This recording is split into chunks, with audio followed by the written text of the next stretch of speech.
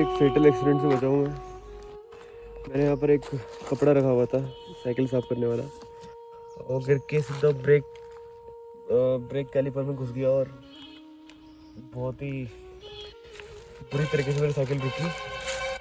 मतलब मेरे आगे पीछे गाड़ियाँ नहीं थी, मैं अकेला चल रहा था। थोड़ी स्पीड ज़्यादा थी इसलिए सारे स्पोक्स ढीले पड़ गए मेरे, उनको मैंने अभी टाइट किया।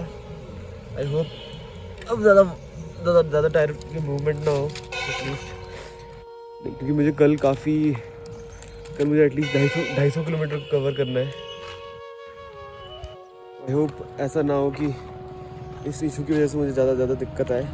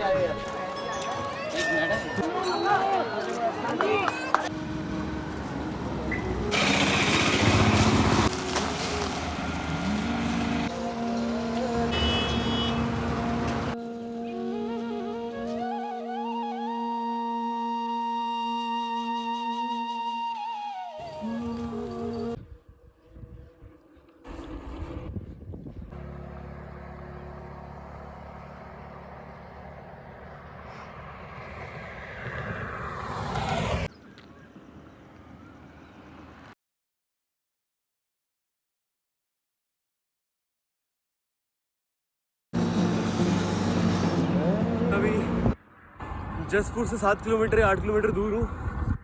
मैंने सुबह ठीक 4 बजे अपनी जर्नी स्टार्ट की थी रामनगर से। 5 बजे में काशीपुर था, फिर काशीपुर से राइट टर्न लेना पड़ता है और वो इस हाईवे पे आपका आके जोड़ देगा 734 करके नेशनल हाईवे। आई थिंक मुझे यही नेशनल हाईवे फॉलो करना है काफ़ी देर तक, तो मैंने मैप बंद कर दिए और हर आधे घंटे में मैं मैप चेक करूँगा और देखूँगा कि मैं सही रूट पे हूँ या। जैसे कि आप देख सकते हैं मैंने अपनी लाइट को पीछे पावर बैंक है।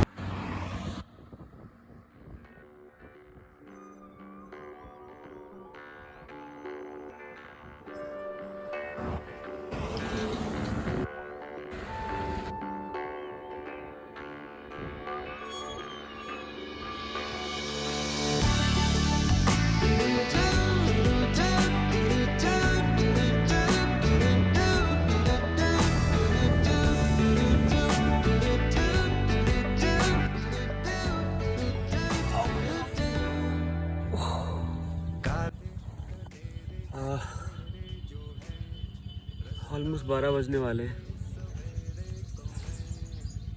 मैं हरिद्वार से अभी 40 किलोमीटर दूर हूँ। हरिद्वार 40 और वहाँ से फिर 50 देहरादून है। हाँ, तो मेरा 90 किलोमीटर्स बचा हुआ है पूरा। यहाँ मुझे खेत दिखे और एक पेड़ था, तो मैंने सोचा कि छाया में थोड़ी देर बैठता हूँ, थोड़ी बॉडी को ठंडा कर लेता हूँ। पानी की तो बहुत ज़रूरत है। लिटरली मैं देख सकता हूँ कि कितना टेम्परेचर गर्म है। आई डोंट नो कि कैमरा उस चीज़ को दिखा पाएगा।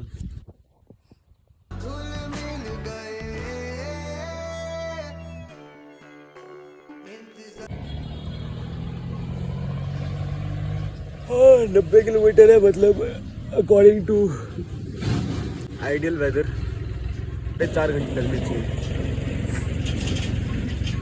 पर ये आइडियल वर्ल्ड को है नहीं। तो ढलेगा तो मुझे अब बिल मिलेगा। तो मैं 7 घंटे मान के चल रहा हूँ अभी, और ठीक है। 7 घंटे भी मतलब मैंने एक उसमें मान रहा हूँ। एक मुझे लगा था मैं इस गर्मी को टैकल कर लूँगा।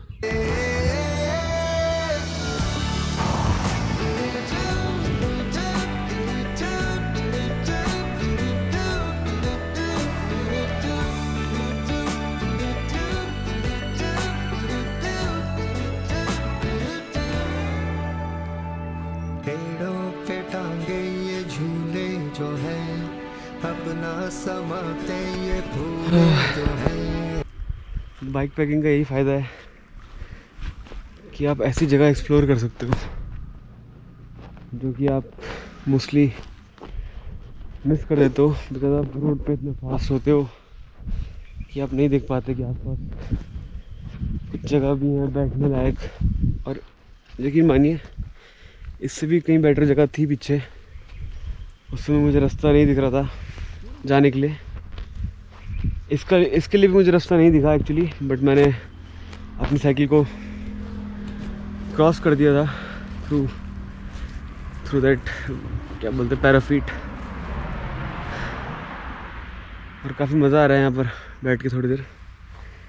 तो आई थिंक मैं आधे घंटे बैठूँगा, थोड़ा चिल करूँगा। और अब देख सकते हैं मेरी साइकिल कहाँ खड़ी है, वो सेकंड वाले के अंदर मेरी साइकिल खड़ी है। परफेक्ट छाया है यहाँ पर। तो हमेशा याद रखिए कि ऐसे ब्रिजेस आपके बहुत काम आ सकते हैं ड्यूरिंग बाइक पैकिंग। और यहाँ लाइक आप यहाँ शेल्टर भी ले सकते हैं अगर आप कभी कोई ट्रैवल कर रहा है सोलो। उस पर टेंट वगैरह सब कुछ है। तो यहाँ रनिंग वाटर है। I mean I don't know कि ये बिल्कुल प्योर होगा, बट इन दैट केस लोग अपने साथ एक प्योरीफायर रखते हैं। तो इजीली आपको पानी मिल रहा है, आपको शेड मिल रही है, आपको टेंट पिच करने के लिए काफ़ी बड़ी जगह मिल रही है। और यहाँ पर आई थिंक रात भी अच्छी आराम से कट सकती है, क्योंकि पहली बात यहाँ पर वाइल्ड एनिमल्स का इतना खतरा नहीं होगा, क्योंकि आप देख सकते हैं यहाँ पर एक गाय चल रही है। तो जहाँ पर भी आप कभी भी किसी कैटल को ग्रेज करते हुए देखें किसी भी ग्रासलैंड में, तो मोस्ट प्रोबेबली वो ग्रासलैंड्स मोस्टली सेफ़ होते हैं, क्योंकि एनिमल्स को पता होता है, इंस्टिंक्ट होती है उन पर कि कौन से एरिया सेफ है कौन से नहीं। और अगर इनकेस अटैक होता भी है, कोई जानवर आता भी है, तो वो हमेशा पहले टारगेट उनको ही करेगा। कैटल को आपको सेकंड प्रायोरिटी रखेगा वो। तो मैं थोड़ा शेड में आके लेट रहा हूँ। तो आप तब तक इस जगह का मज़े लीजिए। मैं एक टाइम लैप्स तो नहीं लगा पाऊँगा क्योंकि बादल चल नहीं रहे, बट एक वीडियो बना देता हूँ स्लो से। तो उसके लिए एक अच्छा एंगल ढूंढता हूँ, फिर थोड़ी देर कैमरे को रखता हूँ। अब मैं लेटता हूँ थोड़ी देर। मौसम का है ये असर, लौटा कोई जो है घर।